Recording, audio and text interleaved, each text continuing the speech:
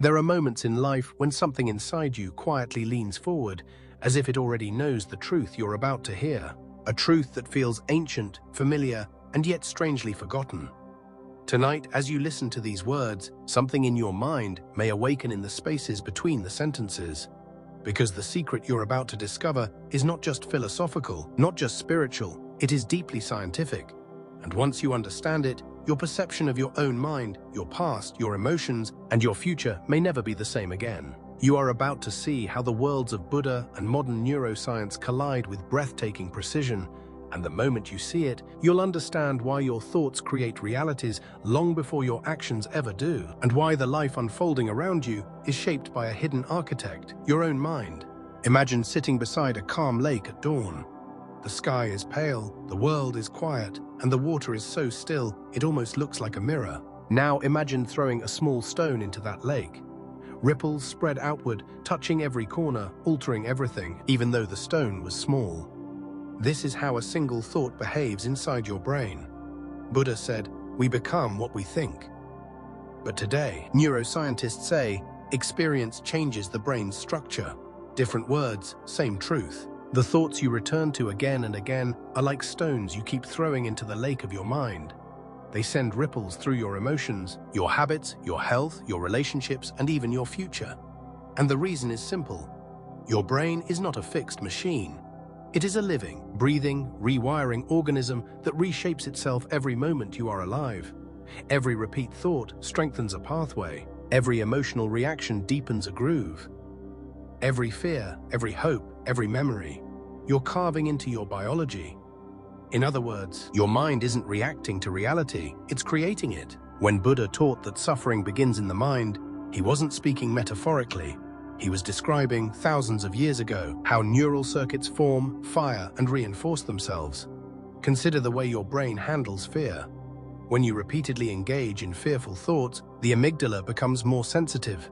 It begins interpreting even neutral experiences as threats. This is why two people can walk into the same room and feel two entirely different realities. One sees opportunity, the other sees danger. The room is the same, but their inner worlds are not. Buddha understood this when he said, "The mind is everything." Modern psychology simply confirms it. Two people can live in the same external world while inhabiting two completely different internal ones. You are not experiencing life itself. You are experiencing your interpretation of life. And that interpretation is built inside your brain through repetition. Think about the last time you felt anxious for no clear reason. The world outside you may have been calm, but inside, your thoughts activated your sympathetic nervous system. Your heart sped up, your breath shortened, your stomach tightened. Your brain produced stress hormones, not because danger was real, but because the mind believed it was. Buddha taught that illusions are created when the mind overreacts to its own projections. Neuroscience calls this cognitive distortion. Buddha called it Maya, the illusion created by the mind. Science explains how neurons fire in patterns. Buddha explained why those patterns form in the first place. He wasn't teaching religion, he was teaching the mechanics of consciousness. Take a moment and breathe slowly. Feel the air entering and leaving your body. Buddha taught breathing because he knew the breath anchors the mind into the present moment. But modern science now shows that deep breathing activates the vagus nerve, calming the entire nervous system and shifting your brain from survival mode into clarity and balance. When Buddha said, "Peace comes from within," he was describing how the body and mind synchronize when you return to the present. You are not calming your life. You are calming the brain structures that interpret your life. Now imagine your life as a long corridor lined with doors. Each door represents a version of you, a version built by past experiences, memories, habits, beliefs, and emotional patterns. Without awareness, most people walk through the same door again and again because it feels familiar. Familiar pain, familiar reactions, familiar worries, familiar stories. But Buddha's teachings and neuroscience reveal a hidden truth. You can choose to open different doors. You can choose to shape new neural pathways. You can choose new emotional patterns, new interpretations, and therefore a new reality. Your past does not define your future because your brain can rewrite itself at any moment. This is what scientists call neuroplasticity, but Buddha simply called it awakening. To understand how powerful this is, Think about your thoughts from this morning. Maybe you woke up stressed, already planning for problems that haven't happened yet. Maybe you replayed a memory that hurt you, or maybe your mind drifted towards something beautiful, a moment of gratitude or hope. Whatever you thought, your brain responded as though it were real. Stressful thoughts release cortisol. Hopeful thoughts release dopamine. Loving thoughts release oxytocin. Fearful thoughts tense your muscles. Peaceful thoughts relax them. Even your immune system reacts to your thoughts. This is why Buddha taught that the mind is the master.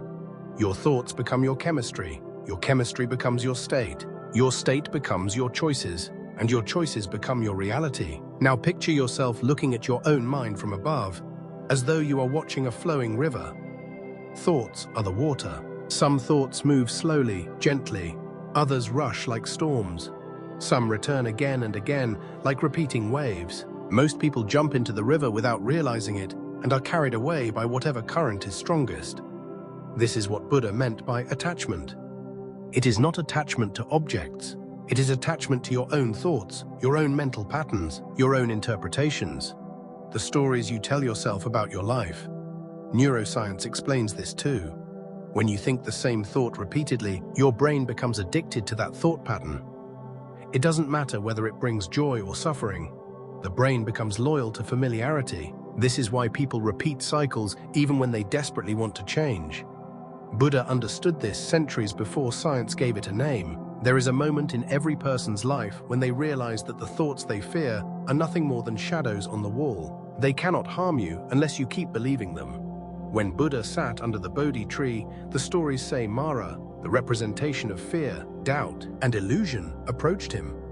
But instead of fighting Mara, Buddha simply saw him for what he was, a creation of the mind. Neuroscience now says that when you observe a fear without reacting, the amygdala loses its power.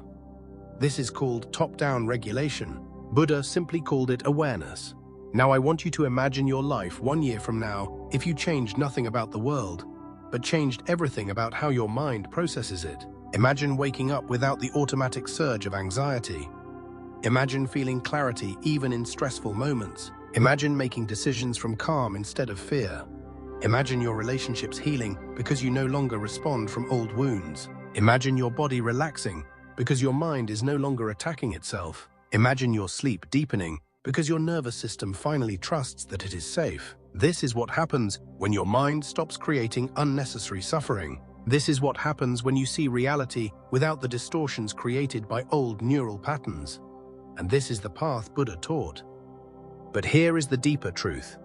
Your mind doesn't just shape your experience, it shapes the possibilities you believe you deserve. Two people can look at the same opportunity. One sees a door opening, the other sees a trap. One sees potential, the other sees risk. One steps forward, the other steps back.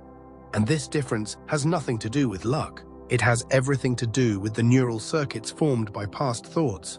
Your brain doesn't predict the future, it predicts your past. Whatever you believed yesterday, it projects into tomorrow. Buddha called this karma, the repetition of patterns formed by the mind. Neuroscience calls it predictive coding. You are not living your life, you are living your brain's expectations about your life. But the moment you become aware of this, you gain a power most people never realize they have. The power to rewrite the patterns that once controlled you. This is the beginning of transformation, the moment when you stop being a visitor in your own mind and become its master. The moment when you no longer identify with every story your mind tells you. The moment when you begin to witness the storm instead of becoming the storm. Buddha's teachings were not designed for monks alone. They were designed for every human being who has ever felt trapped in cycles they cannot explain. For every person who has ever felt anxious, lost, overwhelmed, or disconnected. For every person who senses that there is a deeper truth just beneath the noise. And that truth is this: you are not your thoughts, you are the awareness behind them.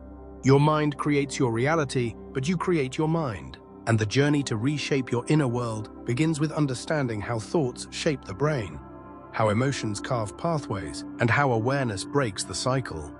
This understanding is the foundation upon which your transformation begins, and it is only the first step. You are now ready for the next part of this journey. Have you ever wondered why two people can stand in the same moment, face the same reality, breathe the same air, and yet live two completely different experiences. One feels blessed, the other feels broken. One feels hope, the other feels fear. One sees opportunity, the other sees obstacles. The world remains the same, yet the experience changes, because the mind is the interpreter of reality, not its passive observer. And this is where neuroscience and Buddha's wisdom shake hands in a way that feels almost miraculous. Your brain doesn't reflect the world as it is. It reflects the world as you are. Scientists now call this phenomenon predictive processing, where your brain guesses what reality is before you even see it. Buddha understood this long before any MRI machine existed. He said, "With our thoughts, we create the world." Today, scientists agree that the brain doesn't simply react. It actively shapes your perception. When Buddha spoke of the mind creating suffering or peace, he was describing a process your brain performs every second, generating a reality based on memory, expectation, belief, and emotion. Your thoughts aren't just thoughts. They are the architecture of the life you experience. Think of your mind as a lens. If the lens is smudged with fear, every situation feels threatening. If the lens is clouded by regret, every present moment feels heavy. If the lens is scratched by past trauma, even kindness feels suspicious. And yet, if the lens is clear, through awareness, through presence, through understanding, suddenly life feels lighter, friendlier, more aligned. Buddha's teaching of mindfulness was never about escaping life. It was about cleaning the lens so you can see life honestly. Neuroscience confirms this today. When you train your mind to observe rather than react, the prefrontal cortex, the part of your brain responsible for clarity, emotional regulation, and wise decision-making, becomes stronger. Meanwhile, the amygdala, the alarm center that triggers fear, begins to quiet down. There is a quiet power in knowing that your thoughts shape your world, not as a metaphysical idea, but as a biological reality. When you repeatedly think a certain way, your brain physically changes its wiring. Scientists call this neuroplasticity. Buddha called it karma of the mind.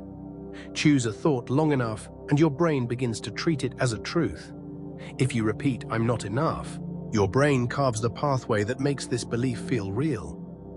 If you repeat, "I am capable," your brain constructs a new inner landscape where possibility becomes natural.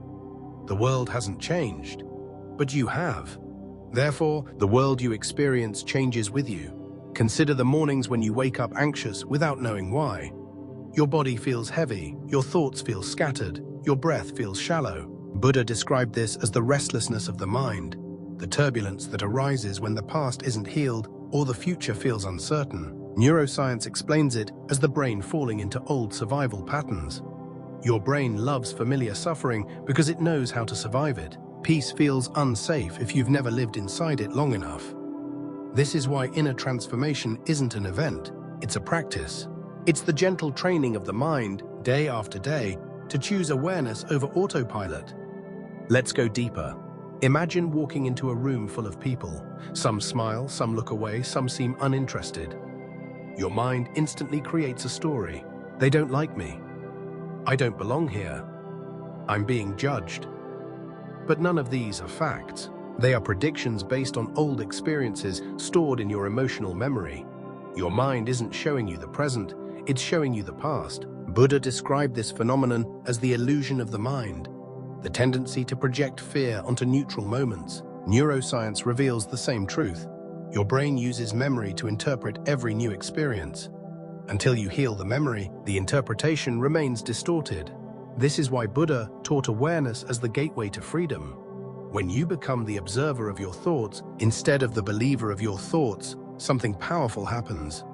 You create a pause, a gap between stimulus and reaction. In that gap, your brain stops recycling old patterns and begins to create new ones.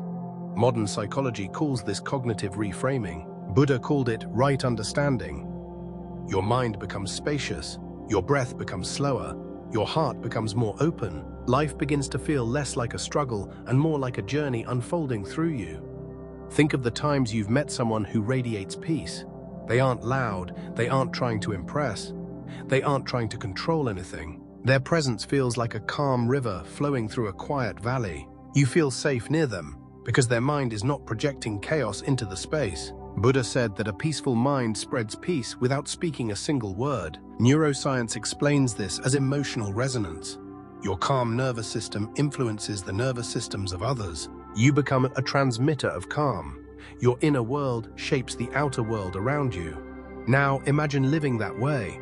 Imagine waking up with a mind that doesn't attack you, a mind that doesn't replay old wounds, a mind that doesn't turn every challenge into an inner war. This isn't fantasy. This is the natural state of the mind before conditioning layered over it. Buddha taught that peace is not something you earn, it's something you uncover. Modern neuroscience echoes this. The brain is wired for balance until life experiences teach it to be afraid. In this moment, take a breath, not a forced breath. A gentle one. Feel the air enter. Feel it leave. Notice how, for a few seconds, your mind softens. This is not an escape. This is the mind returning to its original clarity. The same clarity Buddha spoke of when he said the mind is like a lake. When the lake is still, you can see your reflection. When the lake is disturbed, everything becomes distorted. Calm the mind, and reality reveals itself without fear, without illusion, without the weight of old stories. As we continue forward, remember this truth. Your reality is not created by the world. It is created by the meaning your mind assigns to the world. Change the meaning, and the world transforms. Change your inner patterns, and the outer patterns shift. Buddha wasn't asking people to follow dogma. He was teaching them the mechanics of the mind long before science gave it a name. This is the heart of awakening, not a mystical escape, but a deep understanding of how your mind shapes your life. And now, as we go deeper into the next part, we will explore how Buddha's teachings not only change your perception, but begin to rewire your emotional patterns, dissolve trauma, calm your nervous system, and reshape the very architecture of your inner world. There comes a moment in every human life when you pause long enough to notice something unsettling yet astonishing. The world you see around you isn't exactly the world as it is, but the world as your mind interprets it. Two people can stand in the same room, witness the same event, hear the same words, and yet walk away carrying completely different realities inside them. For one, the moment becomes a memory filled with hope and possibility. For the other, it becomes a reminder of fear or inadequacy. And the strange part is, both of them believe their version is the truth. This is where modern neuroscience and Buddha's ancient wisdom meet with incredible precision. At the doorway where perception becomes reality, your brain is not a passive camera. It does not document the world. Instead, it constantly edits, rearranges, and rewrites everything based on your past, your beliefs, your emotional state, and the stories you unconsciously repeat. Neuroscientists call this predictive coding, the idea that your brain predicts the world first and then adjusts the prediction based on what it senses. Buddha described the same phenomenon in a much simpler way when he said, "We are shaped by our thoughts, we become what we think." He didn't mean it metaphorically, he meant it as a literal law of existence. Imagine for a moment that every belief you hold is like a lens placed before your eyes. A person who believes the world is unsafe will notice danger everywhere, even when none exists. A person who believes they are unworthy will interpret every compliment as pity and every silence as rejection. A person who believes life is happening against them will interpret ordinary events as personal attacks. The world hasn't changed. Their lens has. And once the lens shifts, the entire universe rearranges itself accordingly. Your mind is not reacting to reality. It is projecting it. Buddha taught that the mind is the source of both suffering and liberation. Modern neuroscience agrees, revealing that the brain builds internal models based on emotional memory. If you grew up around conflict, your amygdala becomes more sensitive to threat. If you are often criticized, your brain wires itself to expect judgment. If you felt unseen, your nervous system learns to assume you're invisible. These patterns become so deeply rooted that even when your circumstances change, the past continues living inside you. Buddha called this the illusion of self, the idea that you cling to the outdated version of who you once were, and through that identity you keep recreating the same pain. But here is where the story begins to change. The mind that generates illusions is also the mind that can dissolve them. The thoughts that imprison you can also set you free. Nothing about your brain is permanent. Nothing about your emotional conditioning is fixed. Your reality is not a concrete wall, it's a flowing river that reshapes itself every moment. Buddha spent years teaching people how to see the world without the distortions created by fear, ego, and attachment. Neuroscience has discovered the same thing. The moment you observe your thoughts without judgment, your brain begins to rewire. Consider this remarkable discovery.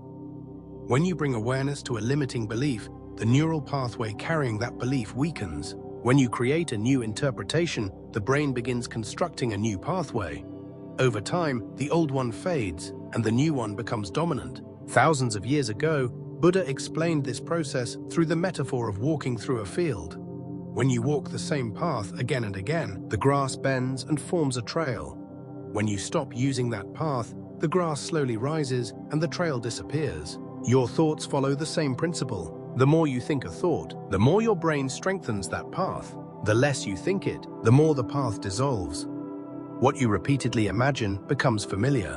What becomes familiar feels safe. And what feels safe becomes your reality.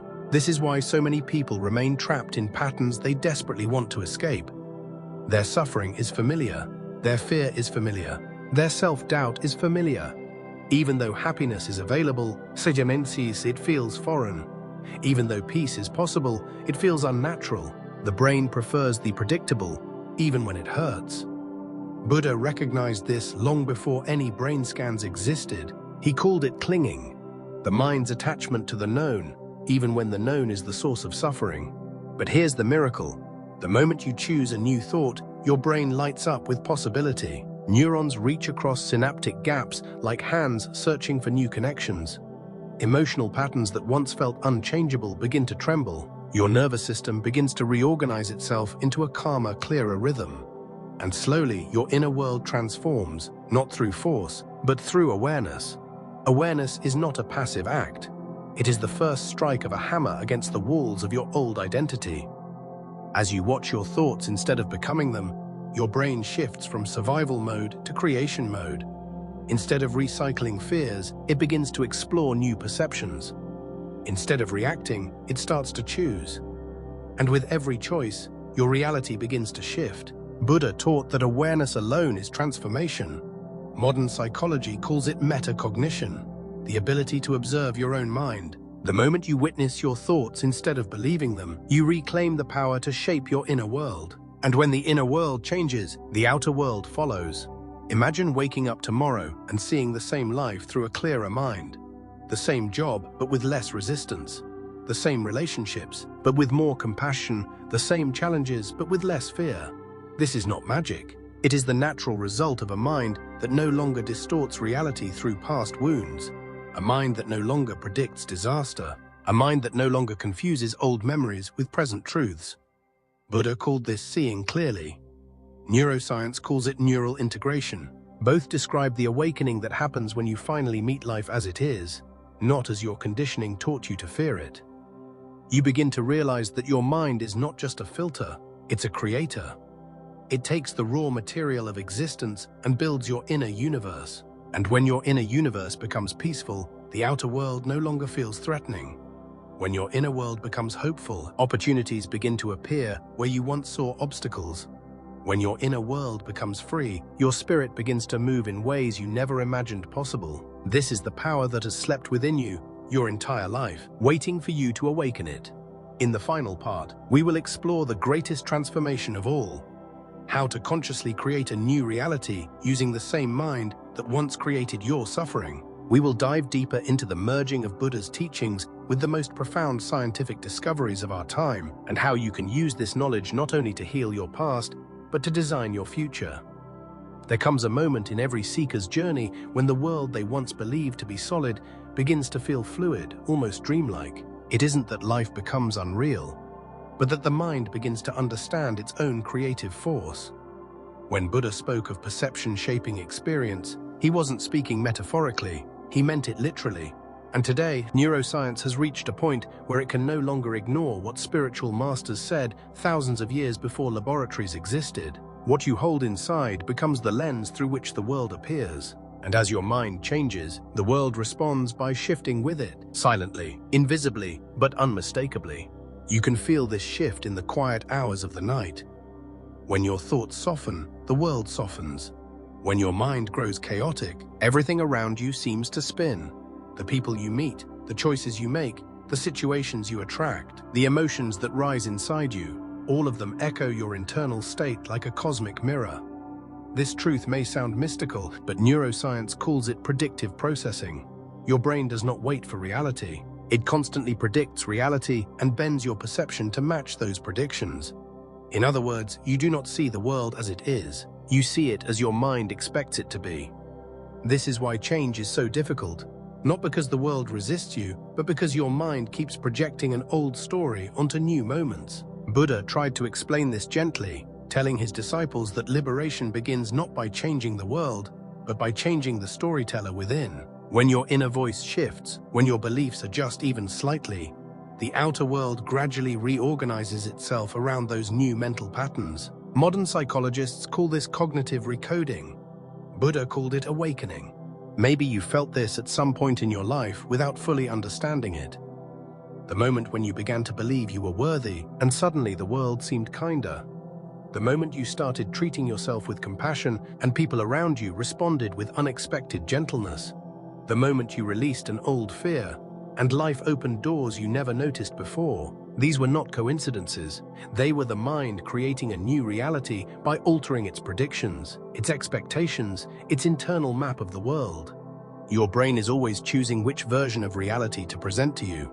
Out of billions of possibilities, it filters the world to match your beliefs, your emotional history, your habitual thought patterns. This filtering happens so quickly and so automatically that you believe you are seeing truth. But what you are really seeing is your own mind reflected back at you. This is why Buddha said that the greatest illusion is believing that the world is separate from the mind that observes it.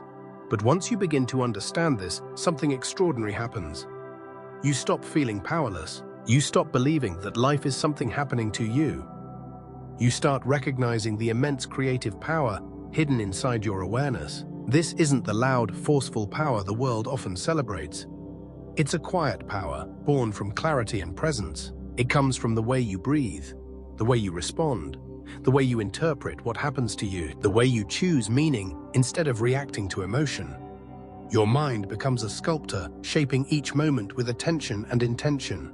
And slowly, the world begins to reshape itself around the person you are becoming. Neuroscientists have discovered that attention is the steering wheel of the brain. Whatever you focus on, you feed. Whatever you repeatedly bring into awareness, the brain strengthens. This is neuroplasticity in its purest form.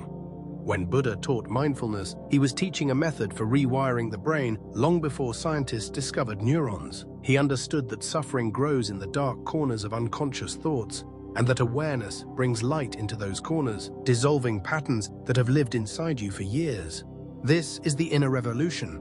The moment you realize your mind is not a passive observer, but the architect of your experience. Every fear you release, every emotion you understand, every belief you question, every moment you sit in silence and breathe deeply becomes a small shift in the vast network of your brain.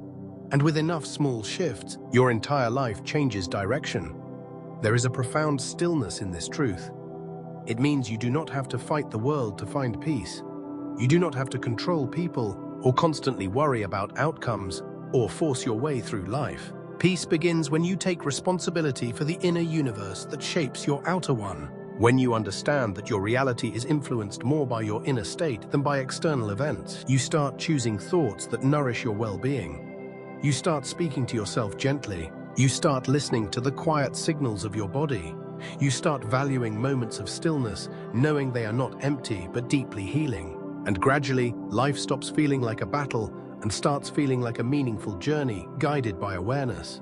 You begin to notice that your reality changes when you change your relationship with your own mind. Old wounds lose their sharpness because you no longer feed them with attention. Future fears lose their grip because you stop rehearsing pain that hasn't happened. People treat you differently because your energy becomes more grounded and open. Opportunities appear because your mind becomes more receptive to possibility instead of danger. The universe feels less like an opponent and more like a co-creator. And for the first time, you feel aligned with yourself, the inner and outer finally moving in harmony. This alignment is what Buddha called right view, the deep understanding that life reflects the qualities of the mind. A peaceful mind creates peaceful experiences. A compassionate mind creates compassionate connections. A curious mind opens to learning and growth. A fearful mind closes doors before they can open. The power is always inside you, waiting for recognition. And now, as this journey comes to a close, take a moment to breathe. Feel how your awareness expands ever so slightly. Notice the calm settling inside your chest. The truth you have discovered tonight isn't meant to impress your intellect, it's meant to awaken something ancient within you. The knowing that you are not just a witness to life, but a participant shaping it with every thought, every intention, every quiet decision. Your mind is not your enemy, it is your most powerful instrument. When you guide it gently, patiently, and consciously, reality responds like water adjusting to the shape of the vessel holding it. This is the secret Buddha understood. This is the truth science is now learning, and this is the journey you are invited to continue, one moment of awareness at a time.